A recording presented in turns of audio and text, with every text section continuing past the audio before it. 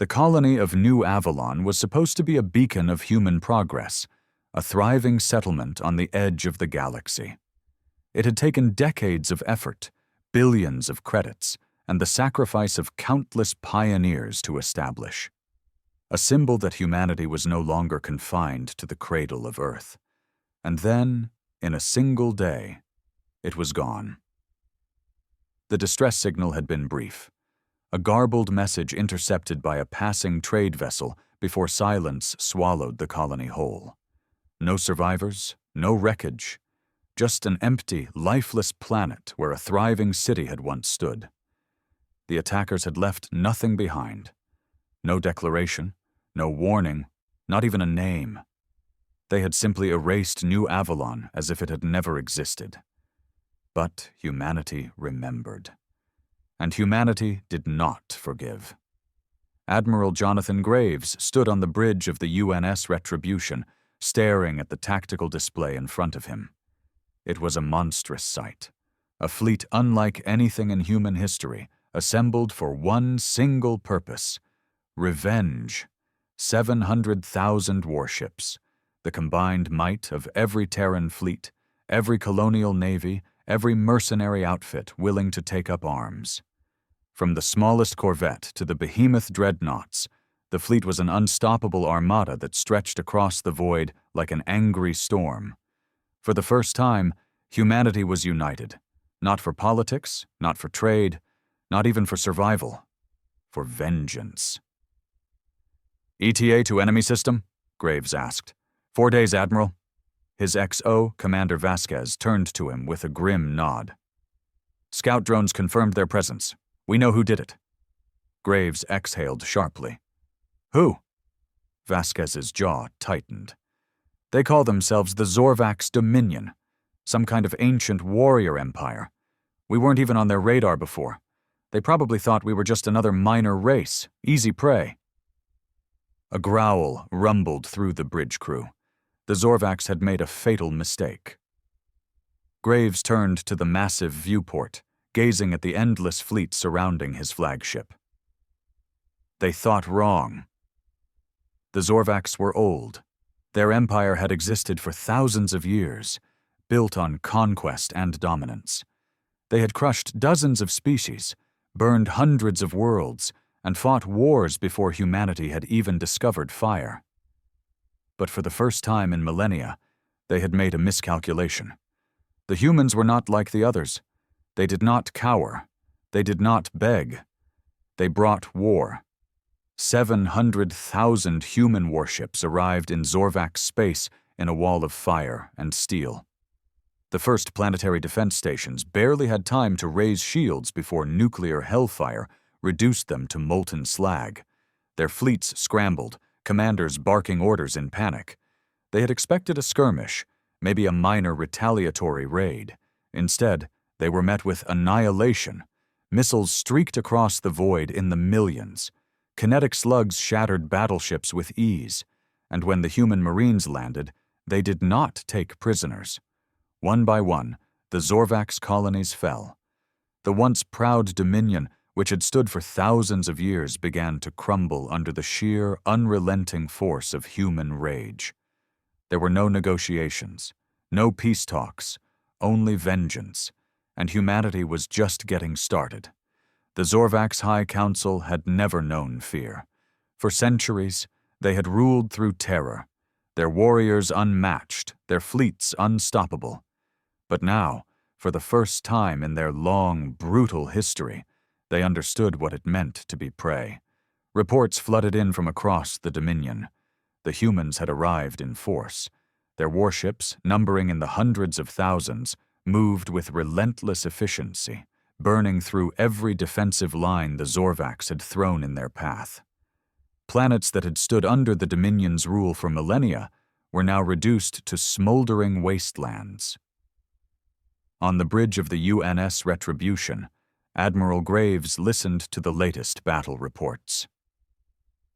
"Sir, enemy stronghold on Varlock 7 neutralized. Resistance was heavier than expected, but ground forces secured the capital within 6 hours." Graves nodded. "Casualties?" The tactical officer hesitated. Minimal, sir. Less than 1,000 dead. 1,000 dead would have been a tragedy in any other war, but not this one. Not after what had happened to New Avalon. Graves turned his attention to the holographic map of Zorvak's space. In just 2 weeks, a third of their empire had been reduced to ruin. "Admiral," Vasquez said, her voice tight, "we've intercepted Zorvak's transmissions. They're calling for reinforcements from their core systems. They're preparing for a last stand." Graves allowed himself a grim smile. "Good," he said. "Let them come." On the Zorvak's homeworld of Cathara, Supreme Warlord Zolvir watched as his empire crumbled. The humans had moved faster than he thought possible. They did not just fight. They destroyed. Entire fleets wiped out in hours, fortress worlds reduced to ash. The humans had no interest in diplomacy, no hesitation, no mercy. A desperate council member spoke up. "We must surrender. Offer them whatever they want." Zolvir bared his fangs. "They do not want surrender." His voice was cold, final. "They want revenge." Another counselor shuddered. "Then what do we do?" The warlord closed his eyes. He had studied the humans, underestimated them. He had assumed them weak, as so many other empires had. But now, as their ships darkened his skies, he understood the truth. The humans were monsters, and there was no stopping them. The Zorvak's dominion was dying. Once, its fleets had ruled unchallenged, spreading across the galaxy like a plague, crushing species that dared to resist. But now, that same dominion burned. From the bridge of the UNS Retribution, Admiral Graves watched the unfolding battle over the Zorvak's homeworld, Cathara. The holographic display flickered as fleet movements updated in real time. The human armada had arrived in full force, hundreds of thousands of warships forming an unbreakable wall in space. The Zorvak's fleet was vast, but they were outgunned, outmaneuvered, and worst of all, outmatched in sheer human fury. "Enemy forces engaging," Commander Vasquez reported. "They're throwing everything they have at us." Graves didn't blink. "And?" Vasquez's lips curled into a grim smirk. "They're dying fast." The battle was brutal, but the outcome had been decided long before the first shots were fired. The Zorvaks, for all their age and experience, had never faced anything like humanity before. Human warships didn't hold formation like the other species the Zorvaks had conquered. They didn't follow rigid tactics, didn't break under pressure. They adapted, they overwhelmed, and they fought with a kind of viciousness that terrified even the most seasoned Zorvak's warriors. Tactical nukes streaked through the void, detonating in the heart of enemy formations. Kinetic slugs, traveling at near-light speeds, punched through battleships, turning them into shredded wreckage. Swarms of fighter drones overwhelmed carriers, cutting through shields like razors. The Zorvaks fought desperately, their homeworld at stake, but it was not enough. "Admiral, the enemy flagship is in range," a lieutenant called out. Graves didn't hesitate. "Fire!" The Retribution's main cannon, a mass driver the size of a skyscraper, roared to life. A tungsten round the size of a shuttle was launched at near relativistic speeds, smashing into the Zorvak's command ship before its shields could react. The vessel disintegrated instantly. A cheer erupted from the bridge, but Graves remained unmoved. "Status on planetary defenses?" "Surface cannons are still active, sir," Vasquez said, "but they're losing power fast. Our bombardment is breaking them apart." Graves nodded. "Then we move to the next phase." On the surface of Cathara, Supreme Warlord Zolvir watched in horror as the sky turned to fire. Humanity's bombardment had begun. High above, the human fleet rained destruction upon his world. Cities that had stood for thousands of years were turned to rubble in seconds. Entire mountain ranges shattered under orbital strikes. The oceans boiled as warships unleashed their fury. The Zorvax had waged war for centuries, had committed genocide on dozens of species. They had believed themselves unstoppable. But now, as their own world was torn apart, they knew fear. A transmission flickered on the warlord's command screen. A human face appeared, Admiral Graves. His expression was unreadable. "This is what happens when you cross humanity," Graves said, his voice like cold steel.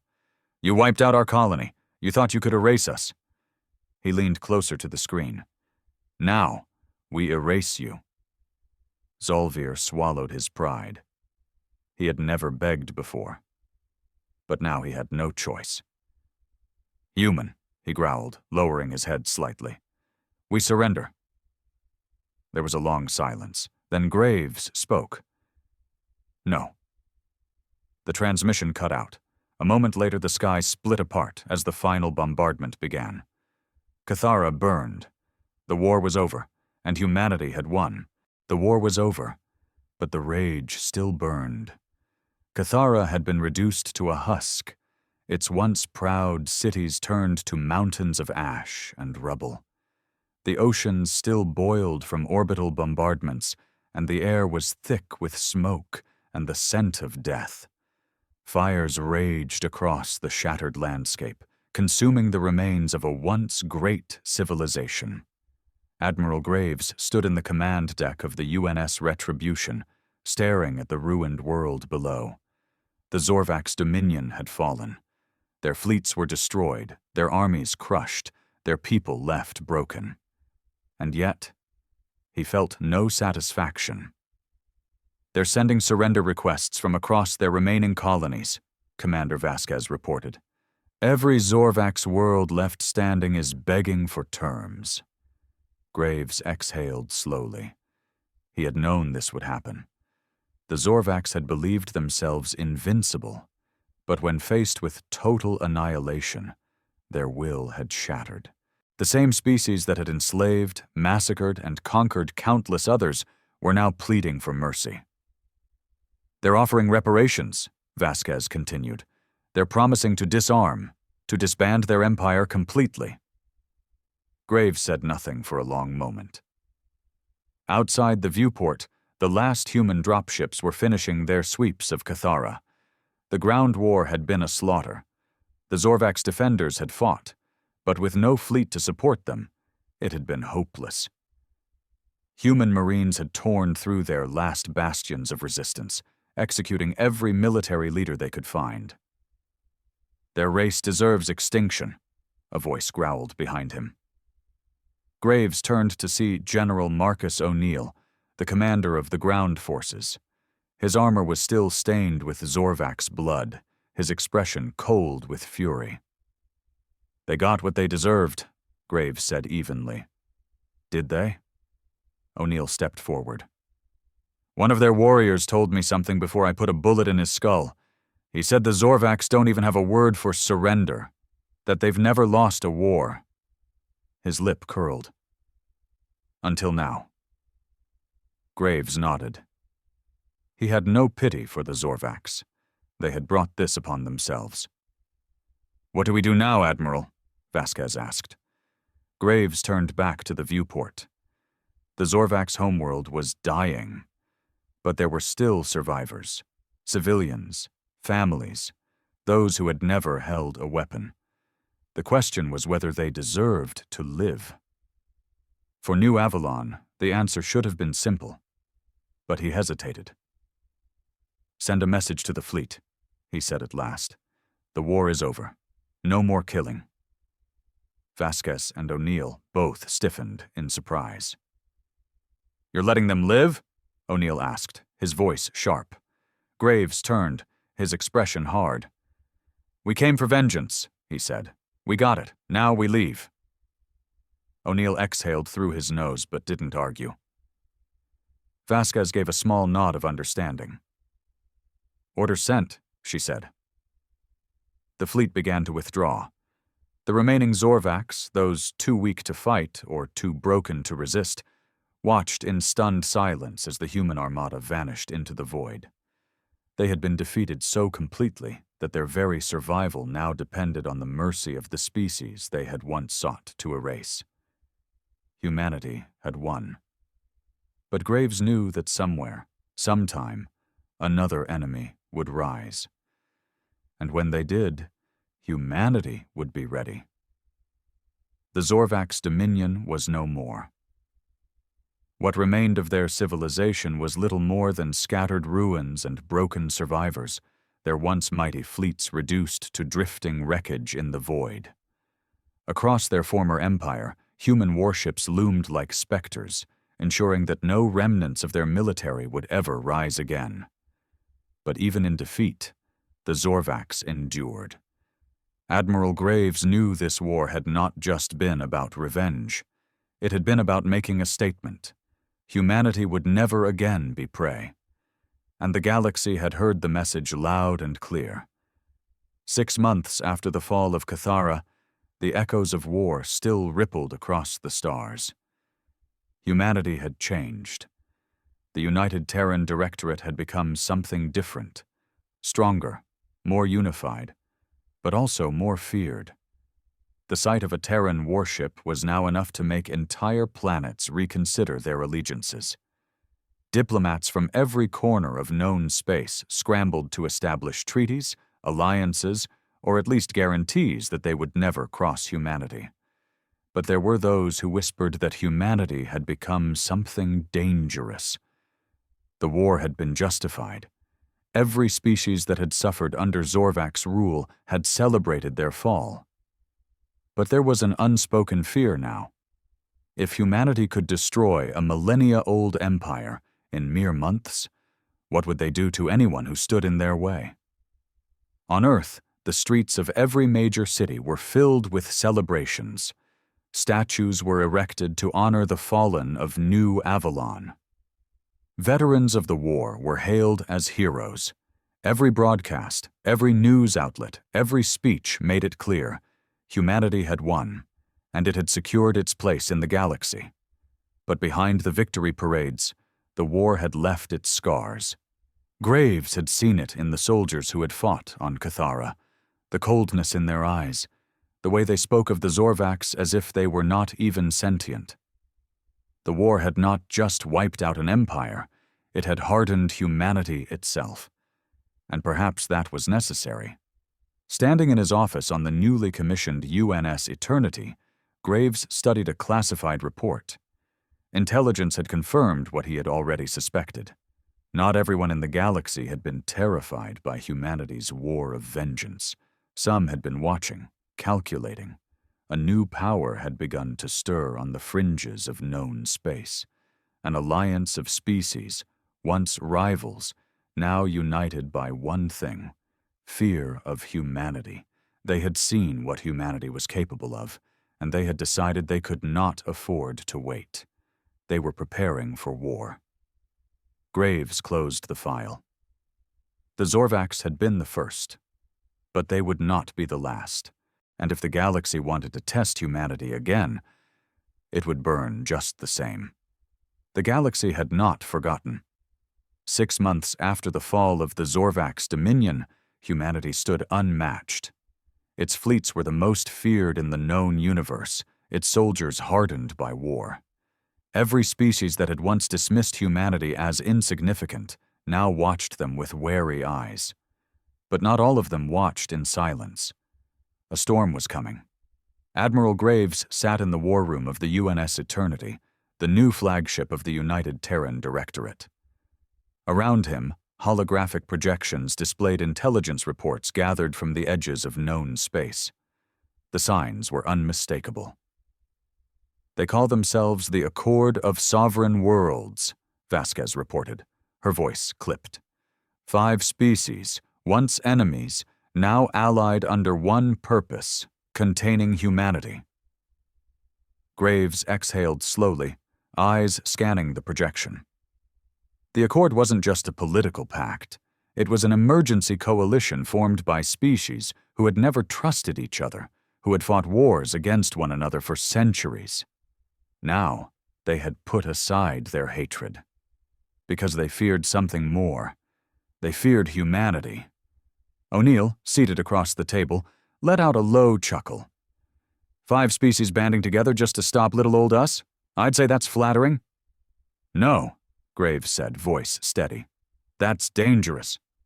The Zorvacs had been powerful, but they had been alone. Isolated. Arrogant. The Accord was different. It was coordinated. Intelligent. And it had one goal: to make sure humanity never again wielded the kind of power it had used to wipe out the Zorvacs. They're already moving, Vasquez continued. They've reinforced border systems, doubled their fleets. We intercepted communications confirming joint military exercises. They're preparing for war. Graves leaned back, his fingers steepled. The war with the Zorvacs had been swift, brutal. But this? This would be something else entirely. He turned to O'Neill. What's the status of our forces? The general smirked. Stronger than ever. New Avalon's destruction woke something up in us, Admiral. Recruitment rates are at an all-time high. Every colony is churning out warships and weapons like their lives depend on it. His expression darkened. Because they do. Graves nodded. Humanity had won its war of vengeance, but the price had been transformation. They were no longer the species that had once sought peace among the stars. They were now something far more dangerous. We need to strike first, Vasquez said firmly. We can't let them box us in. Graves didn't answer immediately. He stared at the galactic map, the cold vastness of space filled with the colors of hostile factions. The Accord thought they could contain humanity, thought they could put a leash on the species that had just wiped an empire from existence.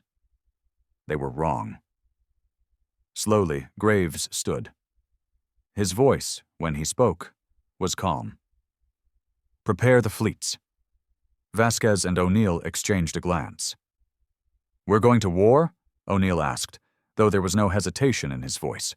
Graves's eyes were like steel. We never stopped. The galaxy had drawn its lines, and now humanity would teach them what it meant to cross them. The galaxy stood on the edge of war. The Accord of Sovereign Worlds had united 5 powerful species, sworn enemies now bound by a single cause, containing humanity before it became unstoppable. They reinforced their borders, mass-produced warships, and stockpiled weapons. They thought they could intimidate humanity into submission. They were wrong. Admiral Graves stood on the bridge of the UNS Eternity, humanity's most advanced warship, staring at the tactical display. A line of red markers stretched across the galactic map, Accord fleets stationed along every major hyperlane leading into human space. The blockade was nearly complete. A warning, a challenge. Graves didn't hesitate. All fleets prepare for engagement. The officers around him didn't question the order. There was no debate. The time for diplomacy had passed the moment the Accord declared humanity a threat. Now, there was only one response. War. The UNS Eternity led the charge. In the Seldari system, the Accord's fleet commander, High Warden Threx, watched his scanners as thousands of human warships exited hyperspace. Impossible, he muttered. He had expected a slow build-up, negotiations, the usual hesitation that came before war. But humanity hadn't waited. They had launched their attack without warning. Alarms blared across the command deck. The human fleet was already deploying fighter swarms and targeting Accord capital ships. Energy spikes signaled the charging of railguns and mass drivers. Humanity hadn't come to posture. They had come to kill. Raise shields! All weapons fire! Threx roared. But it was too late. The first battle of the war lasted less than an hour. The Accord fleet was shattered. What had been intended as an impenetrable blockade became a massacre. The UNS Eternity alone had annihilated 3 battleships with precision orbital strikes. Kinetic rounds, traveling at near light speeds, tore through enemy hulls as if they were made of paper. The survivors fled. The message was clear. Humanity would not be contained. The news spread like wildfire. Across the galaxy, species watched in stunned silence as human forces pushed forward, smashing through the Accord's defenses with ruthless efficiency. On the Accord's council world of Vandros Prime, the ruling species gathered in a desperate emergency session. Holograms flickered with footage of human warships carving through their fleets, soldiers in advanced power armor storming planetary defenses. "They don't fight like the Zorvacs," a Kavir diplomat hissed. "They don't hold formations, they don't retreat, they don't hesitate." A Gathari warlord slammed his fist against the table. "Then we need to strike harder. We outnumber them 5-1. A solemn voice cut through the argument. "It doesn't matter." All eyes turned to the Seldari representative. His species had fought humanity at the Seldari system. They had seen what the others had not. "They fight like they've already won," he said. Silence fell over the chamber. The war had only just begun. And already, the Accord was afraid. On the bridge of the Eternity, Graves watched as his fleets spread like wildfire. Planets fell, enemy fleets were obliterated, and the Accord's lines crumbled faster than anyone had predicted. But he knew this was only the beginning. They would regroup. They would strike back. Good. Let them try. Graves turned to Vasquez. "Prepare the next assault. We take the Kavir stronghold next." Vasquez nodded. "And after that?" Graves's lips curled into a cold smile. "We don't stop until they beg for mercy." The war had begun, and humanity would finish it. The Accord was reeling. What was supposed to be a containment effort had turned into an unrelenting nightmare. Human warships had torn through the Seldari system, leaving behind only wreckage and death. The outer defenses of the Accord had been shattered in days, not months, and now the United Terran Directorate was pushing deeper into enemy space. Admiral Graves stood at the heart of it all, watching as the greatest military machine humanity had ever built ground its enemies to dust. The Kavir stronghold was next. An ancient race, the Kavir had once been warlords who dominated entire sectors. Their homeworld, Vandros 9, was a fortress, protected by planetary shields, automated defense turrets, and a fleet stationed in permanent orbit. It was considered an impenetrable bastion. Humanity didn't care. The UNS Eternity led the charge, backed by the 2nd and 5th Expeditionary Fleets. 7,000 warships, more than the Zorvacs had ever faced at once, surged forward. They emerged from hyperspace in a perfect formation, their arrival accompanied by the deafening silence of the void, just before hell erupted. Kavir warships launched interceptors and missile swarms. Energy cannons powered up, and planetary defense systems locked onto human vessels. The battlefield became a swirling storm of plasma fire, railgun rounds, and detonations as both sides clashed. But the humans had come prepared. Tactical A. I synchronized the fleet's movements with near-perfect precision. Capital ships laid down devastating suppressive fire, while smaller strike groups weaved through the chaos, cutting through Kavir defenses like blades through flesh. The UNS Eternity deployed its Dreadnought-class railguns, each round traveling at near-light speed, obliterating enemy ships in single shots. On the bridge, Graves watched the chaos unfold. "Planetary shields are holding," Vasquez reported. "We'll need ground forces to breach." Graves nodded. "Deploy the Marines." The order sent thousands of drop pods screaming through Vandros 9's atmosphere. The planetary shields, weakened by the orbital bombardment, flickered as the first wave broke through. Then the real battle began. General O'Neill led the charge. Clad in advanced power armor, wielding a high-caliber plasma rifle, he and his troops stormed the capital city of Luthos Prime. The Kavir had deployed thousands of ground troops, their towering war machines lumbering through the streets, firing barrages of plasma fire. But human soldiers weren't just warriors. They were killers.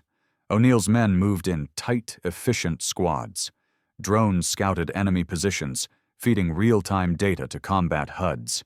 Grenades arced over cover, EMP bursts disabled enemy mechs, and sniper teams eliminated Kavir officers with terrifying precision. A massive Kavir walker turned the corner, its heavy cannons glowing. O'Neill didn't hesitate. He raised his wrist, marking the target with a simple voice command. "Valkyrie strike, Sector 3B." From above, a hypersonic human aircraft screamed downward, releasing a payload of tungsten rods. The projectiles, accelerated to near-terminal velocity, struck the walker like meteors, reducing it to molten slag. O'Neill grinned. "Push forward." The battle raged for hours. Streets burned, buildings crumbled, and the once mighty Kavir warriors fell one by one. They had expected a siege. Instead, they got an execution. By nightfall, the Kavir government was in ruins. Vandross 9, once a stronghold, was now just another human conquest. O'Neill stood atop the shattered remains of the Kavir command center, raising the Terran banner as his troops cheered. Humanity had claimed another world. On the bridge of the Eternity, Graves listened to the victory reports in silence. The Accord was losing. Fast. Vasquez exhaled. "They never had a chance?" Graves didn't smile. "They still think they do," he said, "and that makes them dangerous." Vasquez frowned. "You think they'll retaliate?" Graves nodded. "They have no choice. Their only hope is a counterattack before we steamroll them completely." O'Neill's voice crackled over the comm. "What's next, Admiral?" Graves stared at the galactic map, his eyes locked on the next major Accord stronghold. "We keep going." The war wasn't over. It was just getting started. The Accord was desperate. Humanity had turned their containment effort into a full-scale slaughter, sweeping through star systems with unrelenting force. The fall of Vandross 9 sent shockwaves through the galactic community. What was once a mighty Kavir stronghold had been reduced to rubble in mere days. Now every species in the Accord knew one thing for certain. If they didn't stop humanity now, they never would. And so they planned their counterstrike. Deep within the Accord's central command station on Zal-Ra Prime, the leaders of the 5-member coalition gathered. Holograms of burning cities and shattered fleets played around them, the brutal efficiency of humanity's war machine undeniable. "This cannot continue," Warlord Jekthar of the Kavir snarled, his claws flexing against the conference table. "They have no mercy, no restraint. If we hesitate, they will burn our homeworlds next." The Gathari diplomat, Vrexal, hissed in agreement. "We underestimated them. We assumed they would fight with hesitation, with politics in mind." His eyes flickered with an eerie glow. Instead, they fight like they were born for this. The Seldari representative, one of the few survivors from the first engagement, looked grim. "We must strike at their heart, not skirmishes, not battles, a killing blow." The room fell silent. They all knew what he meant. Earth. The Accord's plan was simple: strike where humanity was most vulnerable. Their fleets were powerful, their armies unstoppable. But Earth? Earth was their home, their legacy, their pride. If the Accord could burn Earth, they could break humanity's will to fight. They assembled a fleet unlike anything seen before, over 20,000 warships, crewed by the best soldiers and tacticians their species had to offer. Every last resource was poured into this mission. It was a desperate gamble, but it was the only chance they had. And so they launched their assault. On the bridge of the UNS Eternity, Admiral Graves stood motionless, eyes fixed on the tactical display. Red markers, thousands of them, swarmed toward Earth, the largest enemy fleet humanity had ever faced. The room was dead silent. Even Vasquez, usually unshaken, paled at the sight. "They're going for Earth," she whispered. O'Neill's voice came through the comms, cold and sharp. "They want to break us." Graves exhaled slowly, then turned to his officers. His voice carried through the bridge with unshakable resolve. "Then let's teach them what happens when you back humanity into a corner." The Battle of Earth would be remembered for millennia. The Accord fleet exited hyperspace just beyond the Sol system, weapons primed, expecting to find Earth vulnerable. Instead, they found the largest human armada ever assembled. 700,000 warships. Every Terran fleet had been recalled. Every colony had sent reinforcements. Every last resource humanity could muster had been funneled into this moment. The Accord expected a battle. What they got was an extinction event. The void between the fleets turned into a hellscape of fire and destruction. Human dreadnoughts unleashed railgun rounds the size of city buses, tearing through enemy ships like paper. Swarms of Terran fighter craft moved with coordinated precision, executing complex maneuvers that shattered enemy formations. The Eternity spearheaded the assault, its experimental weapon systems cutting through the largest Accord warships with ease. Plasma lances seared through hulls, while kinetic slugs turned battlecruisers into drifting debris. The Accord fought back with everything they had. Their warships outnumbered humanity's, but numbers didn't matter anymore. Humanity had been fighting this war for survival from the moment New Avalon burned. They had been reforged in blood and fire. And now, they were unstoppable. On the Accord command ship, panic spread. "They're overwhelming us," a Seldari officer cried out. "We can't—" A kinetic round slammed through the command deck, tearing half the ship apart in an instant. Explosions rippled through the fleet as ship after ship was obliterated. Admiral Graves watched it all unfold, eyes cold, voice steady. "Show them no mercy." The battle lasted 12 hours. By the end, the Accord fleet was gone. 20,000 warships had entered Sol. None had survived. Humanity had won. The Accord had gambled everything and lost. Their military was broken, their leadership shattered. The survivors fled, their coalition in ruins. On Earth, billions of humans cheered. Across the stars, colonies rejoiced. But on the bridge of the Eternity, Admiral Graves wasn't celebrating. He knew what came next. This war wasn't over. It was time to take the fight to them. Humanity would not be contained. Humanity would rule. The war was no longer about survival. Humanity had crushed the Accord's attempt to wipe out Earth. Their 20,000 ship armada had been annihilated, their fleets shattered, their military left in ruins. But Admiral Graves knew one truth about war.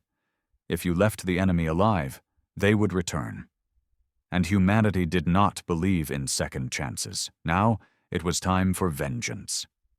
The invasion of the Accord's core worlds began with brutal efficiency. Humanity launched a campaign that spanned entire star systems. Every fleet, every warship, every soldier that Earth could spare was mobilized. The days of defending human space were over. Now, humanity was bringing the war to the Accord's doorstep. The first target, the Githari homeworld. The planet Xiphos 4 was a technological marvel. Massive orbital stations, planetary defense grids, and an artificial ring around the planet that housed most of their industrial power. It had stood untouched for centuries. No enemy had ever breached its defenses. Then humanity arrived. 700,000 warships had gathered in Earth's defense. Now they moved outward like a vengeful storm, sweeping through space, leaving nothing but debris behind.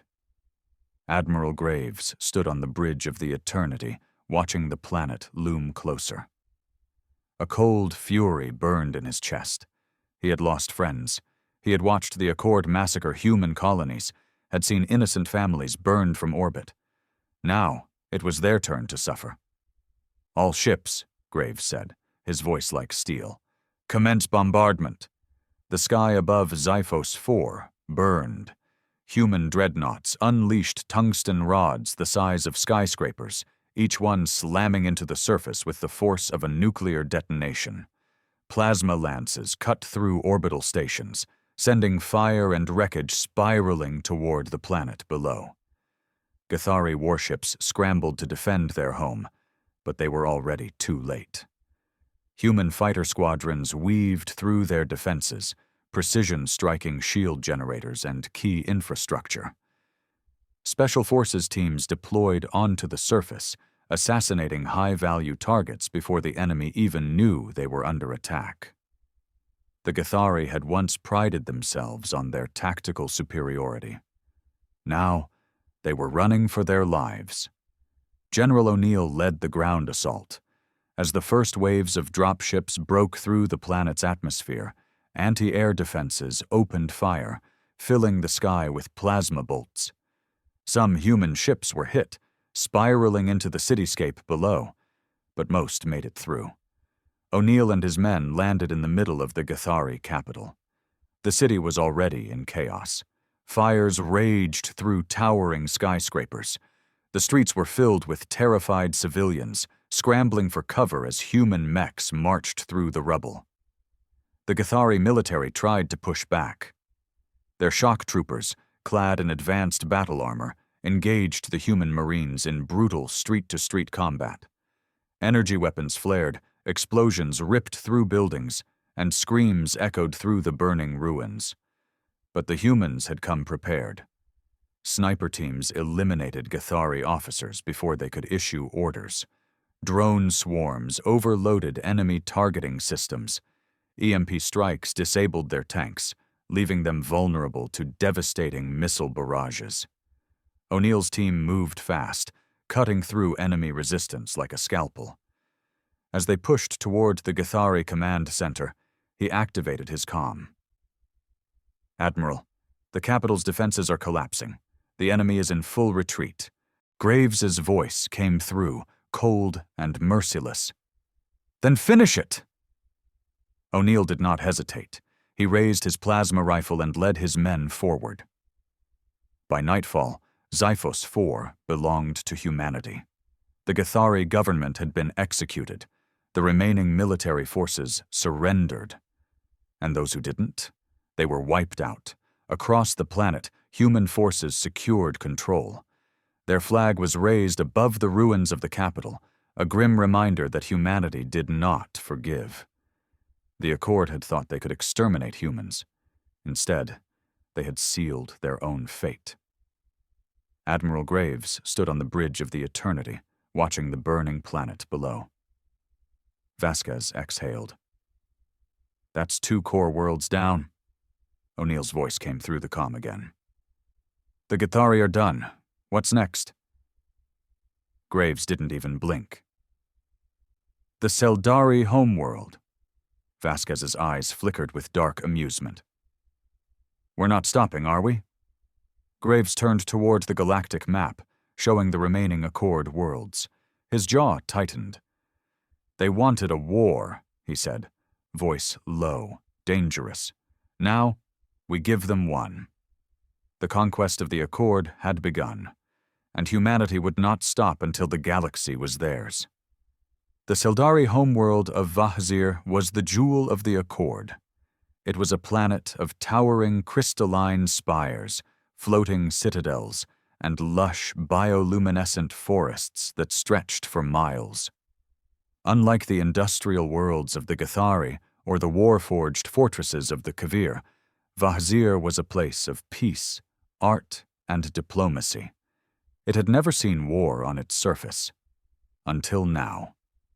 Admiral Graves stared at the holographic projection of the planet. Even from orbit, Vahzir was breathtaking, its twin moons casting a pale glow over the sapphire oceans.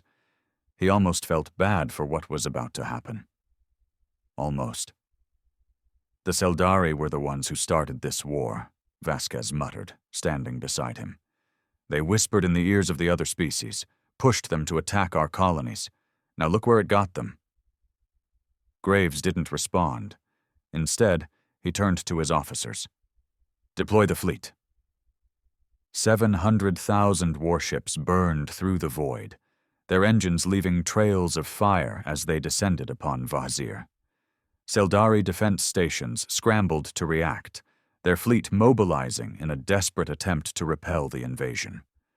Their warships were sleek, elegant, built for precision strikes rather than brute force. They had been designed to win through diplomacy, through superior tactics, through carefully calculated engagements. They had never fought an enemy like humanity. The first exchange lasted minutes. The Seldari fleet opened fire, unleashing energy lances that cut through space with pinpoint accuracy. Human dreadnoughts responded with brutal efficiency. Railguns the size of skyscrapers fired hypersonic rounds that tore through shields, slicing ships in half before their crews could even react. Missiles swarmed through the battlefield, artificial intelligence guiding them past countermeasures, slamming into hulls with devastating force. The Seldari fought bravely, but bravery meant nothing against overwhelming firepower. In less than an hour, their navy was gone. Planetary defenses activated. Vazir's surface was protected by a shield network designed to withstand orbital bombardment. The Seldari had believed it was impenetrable, an absolute safeguard against any invasion. They were wrong. Humanity had already faced these kinds of defenses in past battles. They had learned. They had adapted.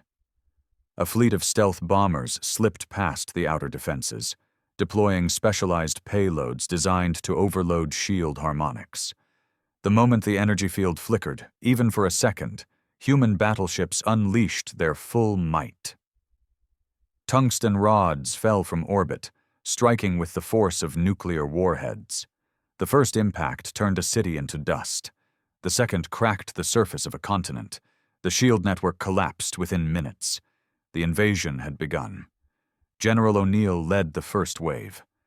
Dropships descended through the atmosphere, dodging sporadic anti-air fire as they deployed human forces across key strategic points. The Seldari had no standing army. Their soldiers were ceremonial, trained for peacekeeping, not war. They were slaughtered. Mechs the size of buildings marched through the elegant cities, their plasma cannons cutting down whatever resistance remained. Drone swarms blanketed the skies, seeking out and destroying enemy strongholds before they could organize. O'Neill and his Marines pushed through the capital, moving street by street. Seldari civilians screamed in terror as the fighting drew closer. Some tried to run, others begged for mercy. O'Neill gave none. These were the same people who had signed the order to exterminate human colonies. The same people who had watched as Vandros 9 burned, as billions of innocent lives were wiped out. Now, it was their turn. The Seldari Council was holed up in their grand palace, a floating fortress suspended above the capital. It had been their center of power for centuries, a place where they had dictated the fate of countless civilizations. Now, it was nothing more than a target. Human strike teams infiltrated the palace, moving like shadows through its halls. Security forces put up a token resistance, but they were no match for cybernetically enhanced operatives trained for planetary subjugation. Within an hour, the council was dragged from their chambers. O'Neill stood over them, his expression unreadable. The Seldari leader, an elder with shimmering silver skin, looked up at him with desperate eyes. "Please," she whispered, "we surrender." O'Neill tilted his head, as if considering her words. Then he activated his comm. "Admiral Graves, the council is secured. Orders?" There was a long pause. Then Graves's voice came through, cold and final. No survivors. O'Neill nodded. He raised his rifle. The war crimes tribunals would be held later. By humans, for humans. The Seldari Council would not live to see them. By nightfall, Vazir was in flames. The floating citadels fell from the sky. The forests burned. The oceans turned black with ash. And above the planet, the human fleet stood watch. Vasquez let out a breath. That's 3 core worlds down. O'Neill's voice crackled through the comms. The Seldari are finished. What's next? Graves didn't hesitate. The Kavir homeworld. Vasquez grinned. The warriors. Graves's jaw tightened. The last obstacle. The Kavir were different. They were not diplomats. They were not politicians. They were warriors. And if humanity wanted to break the Accord completely, they would have to face the deadliest fighters in the galaxy. And win. The war against the Accord was nearing its final chapter. The Kavir homeworld, Drakos, stood as the last bastion of their alliance. Unlike the Seldari and Githari, the Kavir did not beg for mercy. They did not surrender.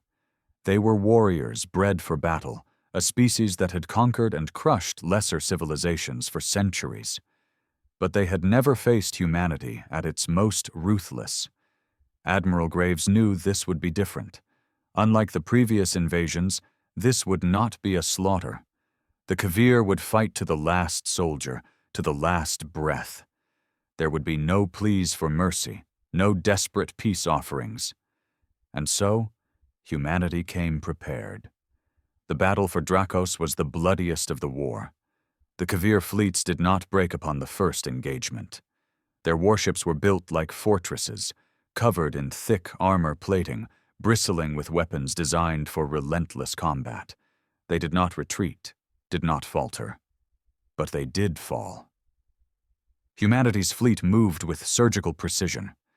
Railguns punched through even the thickest hulls, missiles found the cracks in their defenses, and electronic warfare teams scrambled their communications, cutting them off from each other. The fight dragged on for days, but one by one, the Kavir warships were reduced to smoldering wreckage. And then, the invasion began.